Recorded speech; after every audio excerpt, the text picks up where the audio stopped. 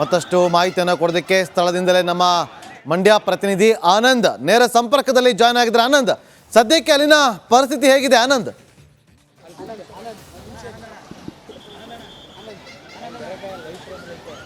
ನಾಗೇಂದ್ರ ಬಾಬು, ನಾಗಮಂಗಲ ಪಟ್ಟಣ ಸದ್ಯ ಉದ್ವಿಗ್ನ ಪರಿಸ್ಥಿತಿಯಲ್ಲಿದೆ. ಈಗಲೂ ಕೂಡ ಯಾವ ಕಡೆಯಿಂದ ಕಲ್ಲು ಬರುತ್ತೆ ಅನ್ನೋದೇ ಗೊತ್ತಾಗೋದಿಲ್ಲ. ಆ ಪರಿಸ್ಥಿತಿಯಲ್ಲಿ ಈಗಲೂ ಕೂಡ ಇರುವಂಥದ್ದು. ಯಾಕೆಂದರೆ ಇದುವರೆಗೂ ಕೂಡ ಸಿಕ್ಕ ವೆಹಿಕಲ್ಗಳಿಗೆ ಏನೋ ಕಲ್ಲು ತೂರುವಂಥದ್ದು, ಜೊತೆಗೆ ಲಾಂಗು ಮಚ್ಚುಗಳಿಂದ ಕಾರ್ಗಳ ಮೇಲೆ ದಾಳಿ ಮಾಡುವಂಥ ಒಂದು ಗುಂಪು ಇಲ್ಲಿ ಆಕ್ಟಿವ್ ಆಗಿದೆ. ಇದು ಸಾಕಷ್ಟು ಆತಂಕಕ್ಕೆ ಕಾರಣ ಆಗಿರುವಂಥದ್ದು. ಸದ್ಯ ಇಲ್ಲಿಗೆ ಏನು SP ಜೊತೆಗೆ DC ಸೇರಿದಂತೆ ಸಾಕಷ್ಟು ಅಧಿಕಾರಿಗಳು ಬಂದಿದ್ದಾರೆ. ಅದ್ರ ಜೊತೆಗೆ ಸಾವಿರಾರು ಸಂಖ್ಯೆಯಲ್ಲಿ ಪೊಲೀಸರನ್ನ ಇಲ್ಲಿ ನಿಯೋಜನೆ ಮಾಡಲಾಗಿದೆ. ದೃಶ್ಯದಲ್ಲಿ ನೀವು ಗಮನಿಸಬಹುದು. ಏನು ಇಲ್ಲಿ ಪ್ರಮುಖ ಒಂದು ವೃತ್ತ ಇದು. ಇಲ್ಲಿ ಸದ್ಯಕ್ಕೆ ಸಾವಿರಾರು ಸಂಖ್ಯೆಯಲ್ಲಿ ಪೊಲೀಸರನ್ನ ನಿಯೋಜನೆ ಮಾಡಿದ್ದಾರೆ. ಈಗಲೂ ಕೂಡ ಪೊಲೀಸ್ನವರು ಕೂಡ ಒಂದು ರೀತಿ ಆತಂಕದಲ್ಲಿ ಇದ್ದಾರೆ ಅಂದ್ರೂ ಕೂಡ ತಪ್ಪಾಗ್ಲಿಕ್ಕಿಲ್ಲ. ಯಾಕೆಂದ್ರೆ ಆ ರೀತಿ ವಾತಾವರಣ ಇವತ್ತು ನಿರ್ಮಾಣ ಆಗಿತ್ತು.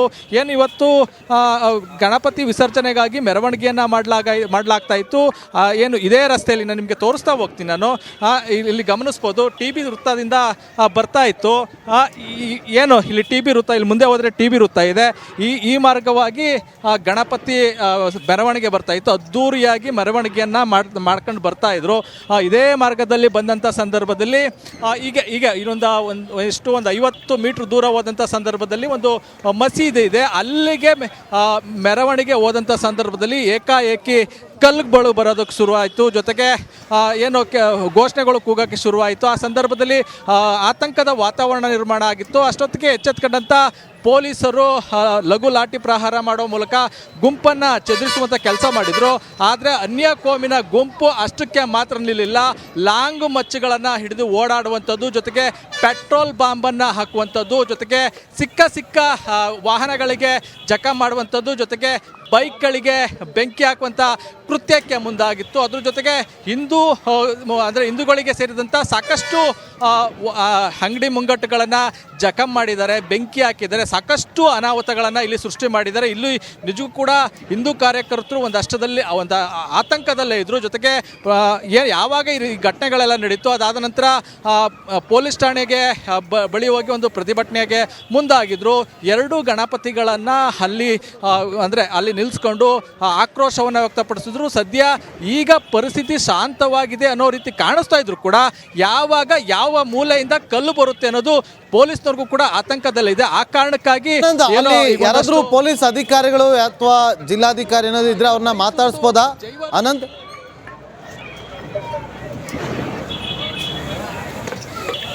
ಈ ಅಧಿಕಾರಿಗಳಿಗೆ ಬಂದಿದ್ದಾರೆ, IG ಬಂದಿದ್ದಾರೆ, SP ಬಂದಿದ್ದಾರೆ, ಜೊತೆಗೆ ಜಿಲ್ಲಾಧಿಕಾರಿಗಳು ಬಂದಿದ್ದಾರೆ. ಆದರೆ ಈಗ ಪರಿಸ್ಥಿತಿ ಹೇಗಿದೆ ಅನ್ನೋ ಕಾರಣಕ್ಕಾಗಿ ಒಂದು ರೌಂಡು ವಿಸಿಟ್ಗೆ ಹೋಗಿದ್ದಾರೆ. ಹಾಗಾಗಿ ಈ ಸ್ಥಳದಿಂದ ಈಗ ಜಸ್ಟ್ ತೆರಳಿದ್ದಾರೆ. ಇನ್ನೊಂದು ಕೆಲವೇ ಕ್ಷಣದಲ್ಲಿ ಮತ್ತೆ ಇಲ್ಲಿಗೆ ಬರ್ತಾರೆ. ಅವ್ರನ್ನ ಮಾತಾಡಿಸುವಂಥ ಕೆಲಸವನ್ನು ಮಾಡ್ತೀನಿ. ಸದ್ಯಕ್ಕೆ ಈಗ ಒಂದಷ್ಟು ಪೊಲೀಸ್ನವರು ಇಲ್ಲಿ ಜಮಾವಣೆ ಆಗಿರುವಂಥದ್ದು. ನಿಮಗೆ ಯಾವ ರೀತಿ ಕಲ್ಲುಗಳು ಬಿದ್ದಿದೆ ಅನ್ನೋದನ್ನ ನಿಮಗೆ ದೃಶ್ಯದಲ್ಲಿ ತೋರಿಸ್ತಾ ಹೋಗ್ತೀನಿ. ಇಲ್ಲಿ ಗಮನಿಸ್ಬೋದು ನೀವು ಎಷ್ಟೊಪ್ಪ ಕಲ್ಲಿದೆ, ಅಂದರೆ ಯಾವ ಗಾತ್ರದ ಕಲ್ಲಿದೆ ಅನ್ನೋದನ್ನ. ಇಂಥ ಕಲ್ಲುಗಳನ್ನು ಬೀಸಿದ್ದಾರೆ, ಜೊತೆಗೆ ಚಪ್ಪಲಿಯನ್ನು ಬೀಸಿದ್ದಾರೆ. ಈ ರೀತಿ ಸಾಕಷ್ಟು ವಸ್ತುಗಳನ್ನು ಎಸೆಯುವ ಮೂಲಕ ತಮ್ಮ ಒಂದು ಕಿಡಿಗೇಡಿ ಕೃತ್ಯವನ್ನು ಮೆರೆದಿರುವಂಥದ್ದು. ಜೊತೆಗೆ ಇಲ್ಲಿ ಸಾಕಷ್ಟು ವ್ಯಾಪಾರಿಗಳು, ಬೀದಿ ಬದಿ ವ್ಯಾಪಾರಿಗಳು ಜೀವನವನ್ನು ನಡೆಸೋದಕ್ಕೆ ಒಂದಷ್ಟು ಕೈಗಾಡಿಗಳನ್ನು ಇಟ್ಕೊಂಡು ವ್ಯಾಪಾರವನ್ನು ಮಾಡ್ತಿದ್ರು. ಇದೆಲ್ಲನೂ ಕೂಡ ಜಖಂ ಮಾಡಿರುವ ಧ್ವಂಸ ಮಾಡಿರುವಂಥ ಒಂದು ದೃಶ್ಯನೂ ಕೂಡ ನಿಮಗೆ ತೋರಿಸ್ತಾ ಹೋಗ್ತೀನಿ. ಇಲ್ಲಿ ಗಮನಿಸ್ಬೋದು, ಏನು ಪಾನಿಪುರಿ ಅಂಗಡಿ ಇಲ್ಲೊಂದಿತ್ತು, ಅದನ್ನು ಸಂಪೂರ್ಣವಾಗಿ ಜಖಂ ಮಾಡಿದ್ದಾರೆ. ಇಲ್ಲಿ ಚೇರ್ಗಳು, ಇಲ್ಲೇನು ಸಿಕ್ಕ ವಸ್ತುಗಳು, ಇಲ್ಲಿ ಪಾತ್ರೆ ಆಗಿದ್ರೆ ಎಲ್ಲ ನಿಮ್ಗೇನು ಸಿಗುತ್ತೆ ಅದೆಲ್ಲನೂ ಕೂಡ ಚಲ್ಲಾಪಿಲ್ಲಿ ಮಾಡಿದ್ದಾರೆ. ಜೊತೆಗೆ ಜಖಂ ಮಾಡಿರುವಂಥದ್ದು, ಮನ ಬಂದಂತೆ ವರ್ತನೆ ಮಾಡಿದ್ದಾರೆ. ಜೊತೆಗೆ ಇಲ್ಲಿ ಹಣ್ಣುಗಳು ವ್ಯಾಪಾರ ಏನು ಮಾಡ್ತಿದ್ರು, ಹಣ್ಣುಗಳು ಯಾವ ರೀತಿ ಈ ಮೂಸಂಬೆ ಹಣ್ಣು ನೀವು ಗಮನಿಸ್ಬೋದು ಯಾವ ರೀತಿ ಇಲ್ಲಿ ಇದೆ ಅಂತ. ಸಿಕ್ಕ ಕೈಗೆ ಸಿಗುತ್ತೆ ವಸ್ತುಗಳನ್ನು ಎಸ್ತಿದ್ದಾರೆ. ಜೊತೆಗೆ ಅಷ್ಟು ಮಾತ್ರ ಅಲ್ಲ, ಬಾಟಲ್ಗಳನ್ನು ಕೂಡ ಮದ್ಯದ ಬಾಟಲ್ಗಳನ್ನು ಕೂಡ ಇಲ್ಲಿ ತಂದು ಎಸೆಯುವಂಥ ಕೆಲಸವನ್ನು ಮಾಡಿದ್ದಾರೆ. ಇಲ್ಲಿ ಗಮನಿಸ್ಬೋದು ನೀವು, ಇಲ್ಲಿ ಬಿಯರ್ ಬಾಟಲನ್ನು ಎಸೆಯೋ ಮೂಲಕ ತಮ್ಮ ಕಿಡಿಗೇಡಿ ಕೃತ್ಯವನ್ನು ಪ್ರದರ್ಶನ ಮಾಡಿದ್ದಾರೆ. ಇದು ಸಾಕಷ್ಟು ಆತಂಕಕ್ಕೆ ಕಾರಣ ಆಗಿತ್ತು. ಸಾಕಷ್ಟು ಇಲ್ಲಿ ಒಂದು ಆತಂಕದ ವಾತಾವರಣ ಈಗಲೂ ಕೂಡ ಇದೆ. ಇಲ್ಲಿ ದೃಶ್ಯದಲ್ಲಿ ಗಮನಿಸ್ಬೋದು, ಏನು ವ್ಯಾಪಾರಕ್ಕೆ ಅಂತ ತಂದು ನಿಲ್ಲಿಸ್ಕೊಂಡಿದ್ದಂಥ ಒಂದು ಕೈಗಾಡಿ ಅಂದರೆ ಏನು ಮರದ ಗಾಡಿ ಇದೆ, ಸಂಪೂರ್ಣವಾಗಿ ಹಾನಿಯಾಗಿದೆ. ಇಲ್ಲಿ ಪಾನಿಪುರಿಯನ್ನು ಮಾರೋದಕ್ಕೆ ಅಂತ ಇಲ್ಲಿ ಇಟ್ಕೊಂಡಿದ್ರು, ಸಂಪೂರ್ಣವಾಗಿ ಜಖಮಾಗಿರುವಂಥದ್ದು ಇಲ್ಲಿ ದೃಶ್ಯದಲ್ಲಿ ಗಮನಿಸ್ಬೋದು. ಇದು ಮಿನಿ ವಿಧಾನಸೌಧದ ಎದುರುಗಡೆನೇ ಈ ರೀತಿ ಒಂದು ಘಟನೆ ನಡೆದಿರುವಂಥದ್ದು. ಇಲ್ಲಿಂದ ಕೇವಲ 250 ಮೀಟ್ರು ದೂರದಲ್ಲಿ ನಾಗಮಂಗಲ ಟೌನ್ ಪೊಲೀಸ್ ಸ್ಟೇಷನ್ ಇದೆ. ಅದು ಯಾವುದಕ್ಕೂ ಕೂಡ ಇಲ್ಲಿನ ಕಿಡಿಗೇಡಿಯ ಗುಂಪು ಕೇರ್ ಮಾಡಿಲ್ಲ ಅಂತಲೇ ಹೇಳ್ಬೋದು. ಆ ರೀತಿ ಒಂದು ವರ್ತನೆಯನ್ನು ಮಾಡಿರುವಂಥದ್ದು. ಇದುವರೆಗೂ ಕೂಡ ಏನು ವೆಹಿಕಲ್ ಓಡಾಡ್ತಾ ಇದೆ ಇಲ್ಲಿ ವಾಹನ ಸಂಚಾರ ಇರಲಿಲ್ಲ. ಯಾಕೆಂದರೆ ಯಾವ ಮೂಲೆಯಿಂದ ಯಾವಾಗ ಕಲ್ಲು ಬರುತ್ತೆ ಅನ್ನೋದು ಗೊತ್ತಾಗ್ತಿರಲಿಲ್ಲ. ಇವೆ ಹೆದ್ದಾರಿಯಲ್ಲಿ ಓಡಾಡುವಂಥ ವಾಹನಗಳ ಮೇಲೆ ದಾಳಿ ಮಾಡುವಂಥ ಕೆಲಸ ನಡೀತಾ ಇತ್ತು. ಸದ್ಯ ಒಂದಷ್ಟು ಪರಿಸ್ಥಿತಿಯನ್ನು ಹತೋಟಿಗೆ ತರುವಲ್ಲಿ ಪೊಲೀಸ್ನವರು ಯಶಸ್ವಿಯಾಗಿದ್ದಾರೆ. ಸದ್ಯಕ್ಕೆ ಈ ಒಂದು ಸ್ಥಳದಲ್ಲಿ ವಾಹನ ಸಂಚಾರ ಕೂಡ ಅನುವು ಮಾಡಿಕೊಟ್ಟಿರುವಂಥದ್ದು. ನಾಗೇಂದ್ರ ಬಾಬು. ಆನಂದ್, ಎಕ್ಸಾಕ್ಟಾಗಿ ಏನಾಯ್ತು ಇವತ್ತು, ಎಷ್ಟೊತ್ತಿಗೆ ಈ ಘಟನೆ, ಈ ಒಂದು ಪರಿಸ್ಥಿತಿ ಹದಗೆಡೋದಕ್ಕೆ ಕಾರಣ ಏನು? ಎಕ್ಸಾಕ್ಟಾಗಿ ಏನಾಯಿತು?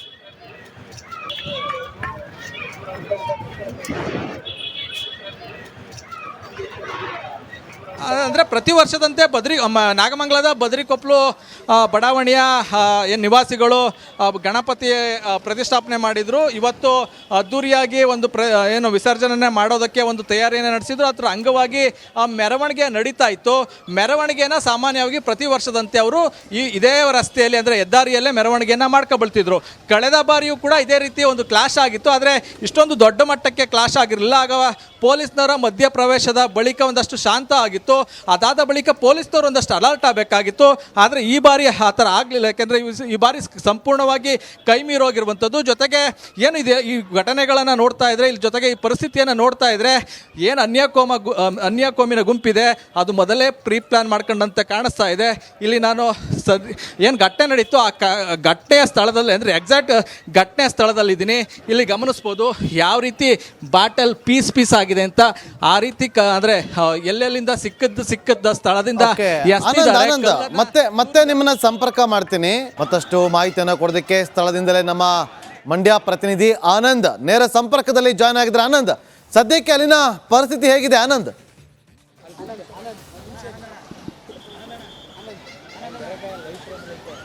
ನಾಗೇಂದ್ರ ಬಾಬು, ನಾಗಮಂಗಲ ಪಟ್ಟಣ ಸದ್ಯ ಉದ್ವಿಗ್ನ ಪರಿಸ್ಥಿತಿಯಲ್ಲಿದೆ. ಈಗಲೂ ಕೂಡ ಯಾವ ಕಡೆಯಿಂದ ಕಲ್ಲು ಬರುತ್ತೆ ಅನ್ನೋದೇ ಗೊತ್ತಾಗೋದಿಲ್ಲ. ಆ ಪರಿಸ್ಥಿತಿಯಲ್ಲೂ ಈಗಲೂ ಕೂಡ ಇರುವಂಥದ್ದು. ಯಾಕೆಂದರೆ ಇದುವರೆಗೂ ಕೂಡ ಸಿಕ್ಕ ವೆಹಿಕಲ್ಗಳಿಗೆ ಏನೋ ಕಲ್ಲು ತೂರುವಂಥದ್ದು, ಜೊತೆಗೆ ಲಾಂಗು ಮಚ್ಚುಗಳಿಂದ ಕಾರ್ಗಳ ಮೇಲೆ ದಾಳಿ ಮಾಡುವಂಥ ಒಂದು ಗುಂಪು ಇಲ್ಲಿ ಆಕ್ಟಿವ್ ಆಗಿದೆ. ಇದು ಸಾಕಷ್ಟು ಆತಂಕಕ್ಕೆ ಕಾರಣ ಆಗಿರುವಂಥದ್ದು. ಸದ್ಯ ಇಲ್ಲಿಗೆ ಏನು SP ಜೊತೆಗೆ DC ಸೇರಿದಂತೆ ಸಾಕಷ್ಟು ಅಧಿಕಾರಿಗಳು ಬಂದಿದ್ದಾರೆ. ಅದ್ರ ಜೊತೆಗೆ ಸಾವಿರಾರು ಸಂಖ್ಯೆಯಲ್ಲಿ ಪೊಲೀಸರನ್ನ ಇಲ್ಲಿ ನಿಯೋಜನೆ ಮಾಡಲಾಗಿದೆ. ದೃಶ್ಯದಲ್ಲಿ ನೀವು ಗಮನಿಸಬಹುದು, ಏನು ಇಲ್ಲಿ ಪ್ರಮುಖ ಒಂದು ವೃತ್ತ ಇದು. ಇಲ್ಲಿ ಸದ್ಯಕ್ಕೆ ಸಾವಿರಾರು ಸಂಖ್ಯೆಯಲ್ಲಿ ಪೊಲೀಸರನ್ನ ನಿಯೋಜನೆ ಮಾಡಿದ್ದಾರೆ. ಈಗಲೂ ಕೂಡ ಪೊಲೀಸ್ನವರು ಕೂಡ ಒಂದು ರೀತಿ ಆತಂಕದಲ್ಲಿ ಇದ್ದಾರೆ ಅಂದ್ರೂ ಕೂಡ ತಪ್ಪಾಗ್ಲಿಕ್ಕಿಲ್ಲ. ಯಾಕೆಂದ್ರೆ ಆ ರೀತಿ ವಾತಾವರಣ ಇವತ್ತು ನಿರ್ಮಾಣ ಆಗಿತ್ತು.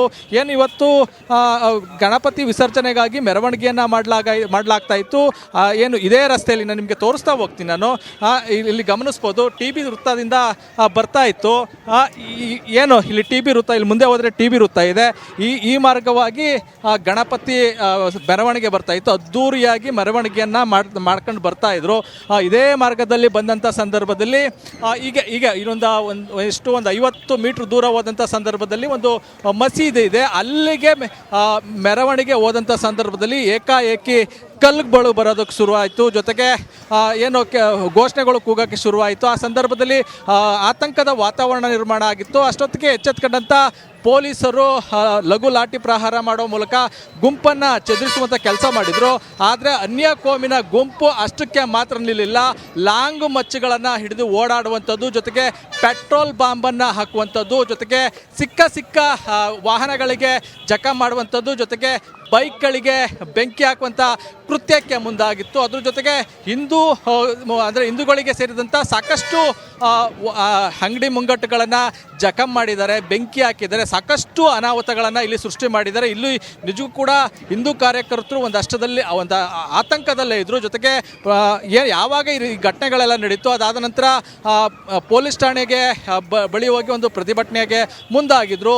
ಎರಡೂ ಗಣಪತಿಗಳನ್ನು ಅಲ್ಲಿ ನಿಲ್ಲಿಸ್ಕೊಂಡು ಆಕ್ರೋಶವನ್ನು ವ್ಯಕ್ತಪಡಿಸಿದ್ರು. ಸದ್ಯ ಈಗ ಪರಿಸ್ಥಿತಿ ಶಾಂತವಾಗಿದೆ ಅನ್ನೋ ರೀತಿ ಕಾಣಿಸ್ತಾ ಇದ್ರು ಕೂಡ ಯಾವಾಗ ಯಾವ ಮೂಲೆಯಿಂದ ಕಲ್ಲು ಬರುತ್ತೆ ಅನ್ನೋದು ಪೊಲೀಸ್ನವ್ರಿಗೂ ಕೂಡ ಆತಂಕದಲ್ಲಿದೆ. ಆ ಕಾರಣಕ್ಕಾಗಿ ಯಾರಾದ್ರೂ ಪೊಲೀಸ್ ಅಧಿಕಾರಿಗಳು ಅಥವಾ ಜಿಲ್ಲಾಧಿಕಾರಿ ಏನಾದ್ರು ಇದ್ರೆ ಅವ್ರನ್ನ ಮಾತಾಡಿಸ್ಬೋದಾ ಆನಂದ್?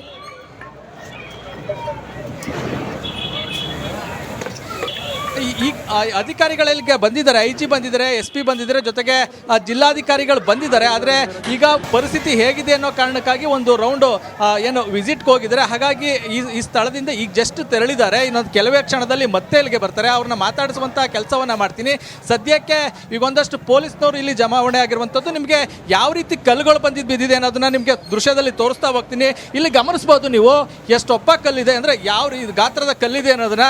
ಇಂಥ ಕಲ್ಲುಗಳನ್ನು ಬೀಸಿದ್ದಾರೆ, ಜೊತೆಗೆ ಚಪ್ಪಲಿಯನ್ನು ಬೀಸಿದ್ದಾರೆ. ಈ ರೀತಿ ಸಾಕಷ್ಟು ವಸ್ತುಗಳನ್ನು ಎಸೆಯುವ ಮೂಲಕ ತಮ್ಮ ಒಂದು ಕಿಡಿಗೇಡಿ ಕೃತ್ಯವನ್ನು ಮೆರೆದಿರುವಂಥದ್ದು. ಜೊತೆಗೆ ಇಲ್ಲಿ ಸಾಕಷ್ಟು ವ್ಯಾಪಾರಿಗಳು, ಬೀದಿ ಬದಿ ವ್ಯಾಪಾರಿಗಳು ಜೀವನವನ್ನು ನಡೆಸೋದಕ್ಕೆ ಒಂದಷ್ಟು ಕೈಗಾಡಿಗಳನ್ನು ಇಟ್ಕೊಂಡು ವ್ಯಾಪಾರವನ್ನು ಮಾಡ್ತಿದ್ರು. ಇದೆಲ್ಲನೂ ಕೂಡ ಜಖಂ ಧ್ವಂಸ ಮಾಡಿರುವಂಥ ಒಂದು ದೃಶ್ಯನೂ ಕೂಡ ನಿಮಗೆ ತೋರಿಸ್ತಾ ಹೋಗ್ತೀನಿ.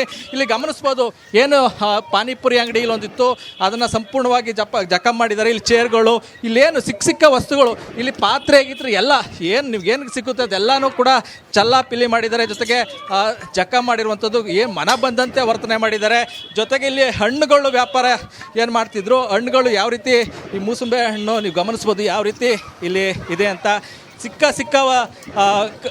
ಕೈಗೆ ಸಿಕ್ಕುತ್ತೆ ವಸ್ತುಗಳನ್ನು ಎಸ್ತಿದ್ದಾರೆ. ಜೊತೆಗೆ ಅಷ್ಟು ಮಾತ್ರ ಅಲ್ಲ, ಬಾಟಲ್ಗಳನ್ನು ಕೂಡ ಮದ್ಯದ ಬಾಟಲ್ಗಳನ್ನು ಕೂಡ ಇಲ್ಲಿ ತಂದು ಎಸೆಯುವಂಥ ಕೆಲಸವನ್ನು ಮಾಡಿದ್ದಾರೆ. ಇಲ್ಲಿ ಗಮನಿಸ್ಬೋದು ನೀವು, ಇಲ್ಲಿ ಬಿಯರ್ ಬಾಟಲನ್ನು ಎಸೆಯುವ ಮೂಲಕ ತಮ್ಮ ಕಿಡಿಗೇಡಿ ಕೃತ್ಯವನ್ನು ಪ್ರದರ್ಶನ ಮಾಡಿದ್ದಾರೆ. ಇದು ಸಾಕಷ್ಟು ಆತಂಕಕ್ಕೆ ಕಾರಣ ಆಗಿತ್ತು. ಸಾಕಷ್ಟು ಇಲ್ಲಿ ಒಂದು ಆತಂಕದ ವಾತಾವರಣ ಈಗಲೂ ಕೂಡ ಇದೆ. ಇಲ್ಲಿ ದೃಶ್ಯದಲ್ಲಿ ಗಮನಿಸ್ಬೋದು, ವ್ಯಾಪಾರಕ್ಕೆ ಅಂತ ತಂದು ನಿಲ್ಲಿಸ್ಕೊಂಡಿದ್ದಂಥ ಒಂದು ಕೈಗಾಡಿ ಏನು ಮರದ ಗಾಡಿ ಇದೆ, ಸಂಪೂರ್ಣವಾಗಿ ಹಾನಿಯಾಗಿದೆ. ಇಲ್ಲಿ ಪಾನಿಪುರಿಯನ್ನು ಮಾರೋದಕ್ಕೆ ಅಂತ ಇಲ್ಲಿ ಇಟ್ಕೊಂಡಿದ್ರು, ಸಂಪೂರ್ಣವಾಗಿ ಜಖಂ ಆಗಿರುವಂಥದ್ದು. ಇಲ್ಲಿ ದೃಶ್ಯದಲ್ಲಿ ಗಮನಿಸ್ಬೋದು, ಇದು ಮಿನಿ ವಿಧಾನಸೌಧದ ಎದುರುಗಡೆನೇ ಈ ರೀತಿ ಒಂದು ಘಟನೆ ನಡೆದಿರುವಂಥದ್ದು. ಇಲ್ಲಿಂದ ಕೇವಲ 250 ಮೀಟ್ರು ದೂರದಲ್ಲಿ ನಾಗಮಂಗಲ ಟೌನ್ ಪೊಲೀಸ್ ಸ್ಟೇಷನ್ ಇದೆ. ಅದು ಯಾವುದಕ್ಕೂ ಕೂಡ ಇಲ್ಲಿನ ಕಿಡಿಗೇಡಿಯ ಗುಂಪು ಕೇರ್ ಮಾಡಿಲ್ಲ ಅಂತಲೇ ಹೇಳ್ಬೋದು. ಆ ರೀತಿ ಒಂದು ವರ್ತನೆಯನ್ನು ಮಾಡಿರುವಂಥದ್ದು. ಇದುವರೆಗೂ ಕೂಡ ಏನು ವೆಹಿಕಲ್ ಓಡಾಡ್ತಾ ಇದೆ ಇಲ್ಲಿ ವಾಹನ ಸಂಚಾರ ಇರಲಿಲ್ಲ. ಯಾಕೆಂದರೆ ಯಾವ ಮೂಲೆಯಿಂದ ಯಾವಾಗ ಕಲ್ಲು ಬರುತ್ತೆ ಅನ್ನೋದು ಗೊತ್ತಾಗ್ತಿರಲಿಲ್ಲ. ಹೆದ್ದಾರಿಯಲ್ಲಿ ಓಡಾಡುವಂಥ ವಾಹನಗಳ ಮೇಲೆ ದಾಳಿ ಮಾಡುವಂಥ ಕೆಲಸ ನಡೀತಾ ಇತ್ತು. ಸದ್ಯ ಒಂದಷ್ಟು ಪರಿಸ್ಥಿತಿಯನ್ನು ಹತೋಟಿಗೆ ತರುವಲ್ಲಿ ಪೊಲೀಸ್ನವರು ಯಶಸ್ವಿಯಾಗಿದ್ದಾರೆ. ಸದ್ಯಕ್ಕೆ ಈ ಒಂದು ಸ್ಥಳದಲ್ಲಿ ವಾಹನ ಸಂಚಾರ ಕೂಡ ಅನುವು ಮಾಡಿಕೊಟ್ಟಿರುವಂಥದ್ದು. ನಾಗೇಂದ್ರ ಬಾಬು. ಆನಂದ್, ಎಕ್ಸಾಕ್ಟಾಗಿ ಏನಾಯ್ತು ಇವತ್ತು, ಎಷ್ಟೊತ್ತಿಗೆ ಈ ಘಟನೆ, ಈ ಒಂದು ಪರಿಸ್ಥಿತಿ ಹದಗೆಡೋದಕ್ಕೆ ಕಾರಣ ಏನು? ಎಕ್ಸಾಕ್ಟಾಗಿ ಏನಾಯಿತು?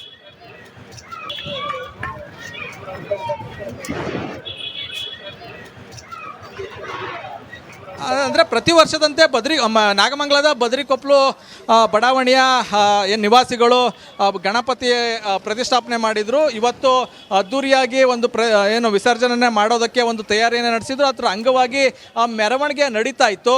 ಮೆರವಣಿಗೆಯನ್ನು ಸಾಮಾನ್ಯವಾಗಿ ಪ್ರತಿ ವರ್ಷದಂತೆ ಅವರು ಇದೇ ರಸ್ತೆಯಲ್ಲಿ ಹೆದ್ದಾರಿಯಲ್ಲೇ ಮೆರವಣಿಗೆಯನ್ನು ಮಾಡ್ಕೊಬಳ್ತಿದ್ರು. ಕಳೆದ ಬಾರಿಯೂ ಕೂಡ ಇದೇ ರೀತಿ ಒಂದು ಕ್ಲಾಶ್ ಆಗಿತ್ತು. ಆದರೆ ಇಷ್ಟೊಂದು ದೊಡ್ಡ ಮಟ್ಟಕ್ಕೆ ಕ್ಲಾಶ್ ಆಗಿರಲಿಲ್ಲ. ಆಗ ಪೊಲೀಸ್ನವರ ಮಧ್ಯಪ್ರವೇಶದ ಬಳಿಕ ಒಂದಷ್ಟು ಶಾಂತ ಆಗಿತ್ತು. ಅದಾದ ಬಳಿಕ ಪೊಲೀಸ್ನವರು ಒಂದಷ್ಟು ಅಲರ್ಟ್ ಆಗಬೇಕಾಗಿತ್ತು. ಆದರೆ ಈ ಬಾರಿ ಆ ಥರ ಆಗಲಿಲ್ಲ. ಯಾಕೆಂದರೆ ಈ ಬಾರಿ ಸಂಪೂರ್ಣವಾಗಿ ಕೈ ಮೀರೋಗಿರುವಂಥದ್ದು. ಜೊತೆಗೆ ಏನಿದೆ ಈ ಘಟನೆಗಳನ್ನು ನೋಡ್ತಾ ಇದ್ರೆ, ಇಲ್ಲಿ ಜೊತೆಗೆ ಈ ಪರಿಸ್ಥಿತಿಯನ್ನು ನೋಡ್ತಾ ಇದ್ರೆ, ಏನು ಅನ್ಯಕೋಮಿನ ಗುಂಪಿದೆ ಅದು ಮೊದಲೇ ಪ್ರೀ ಪ್ಲಾನ್ ಮಾಡ್ಕೊಂಡಂತೆ ಕಾಣಿಸ್ತಾ ಇದೆ. ಇಲ್ಲಿ ನಾನು ಏನು ಘಟನೆ ನಡೀತು ಆ ಘಟನೆಯ ಸ್ಥಳದಲ್ಲಿ ಎಕ್ಸಾಕ್ಟ್ ಘಟನೆ ಸ್ಥಳದಲ್ಲಿದ್ದೀನಿ. ಇಲ್ಲಿ ಗಮನಿಸ್ಬೋದು ಯಾವ ರೀತಿ ಬಾಟಲ್ ಪೀಸ್ ಆಗಿದೆ. ಆಗಿದೆ ಅಂತ ಆ ರೀತಿ ಅಂದ್ರೆ ಎಲ್ಲೆಲ್ಲಿಂದ ಸಿಕ್ಕದ ಸ್ಥಳದಿಂದ Okay. ಎಸ್ತಿದ್ದಾರೆ. ಆನಂದ್ ಮತ್ತೆ ನಿಮ್ಮನ್ನ ಸಂಪರ್ಕ ಮಾಡ್ತೀನಿ. ಕನ್ನಡ ಮಾಧ್ಯಮ ಲೋಕದಲ್ಲಿ ಒಂದು ಹಿಸ್ಟಾರಿಕ್ ಕಾರ್ಯಕ್ರಮ. ನಾವು ಇಲ್ಲಿ ಬಂದಿದ್ದು ರೈತರ ಧ್ವನಿಯಾಗೋದಿಕ್ಕೆ. ರಿಪಬ್ಲಿಕ್ನ ಕನ್ನಡ ಚಾನೆಲ್ನಲ್ಲಿ ಇದು ಒಂದು ಉತ್ತಮವಾದಂಥ ಕಾರ್ಯಕ್ರಮಗಳಿವೆಲ್ಲ. ಜನನು ಕೂಡ ಬೆಂಗಳೂರು ಕಡೆ ಬರ್ತಾ ಇದ್ದಾರೆ, ಕೆಲಸಕ್ಕೋಸ್ಕರ ಬರ್ತಾ ಇದ್ದಾರೆ. ಡಿ.ಕೆ. ಶಿವಕುಮಾರ್ ಅವರ ಕನಸಿನ ಕರ್ನಾಟಕ ಹೇಗಿರಬೇಕು? ನಾನು ಜನ ಬೆಂಗಳೂರಿನ ವಲಸೆ ಬರೋದನ್ನ ತಪ್ಪಿಸ್ಬೇಕು. ಸವಾಲನ್ನ ಸ್ವೀಕಾರ ಮಾಡಿದಾಗ ಯಶಸ್ಸನ್ನು ಕಾಣೋದಕ್ಕೆ ಸಾಧ್ಯ. ಧರ್ಮ ಅಂತಂದ್ರೆ ಕೇವಲ ಆಧ್ಯಾತ್ಮಿಕಕ್ಕೆ ಸೀಮಿತವಾದದ್ದಲ್ಲ. ಯಾವ ಸಮಿಟು ಇಲ್ಲ, ನಾನ್ ಸ್ಟಾಪ್ ಲೈವ್ ಮಾಡಿರೋದು.